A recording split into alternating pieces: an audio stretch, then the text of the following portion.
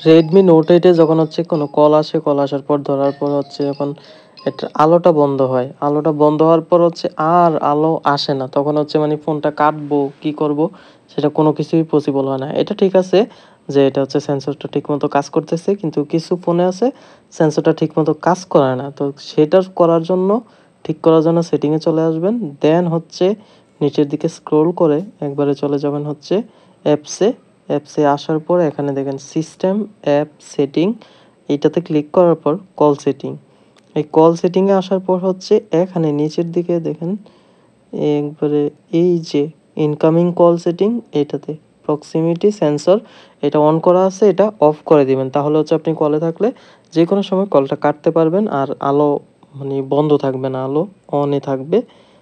যখন কান থেকে হাতে নিয়ে আসবেন তখন আলোটা অনে থাকবে। তো এই হচ্ছে সমাধান, প্রক্সিমিটি সেন্সরটা হচ্ছে অফ করে দিবেন। ধন্যবাদ সবাইকে।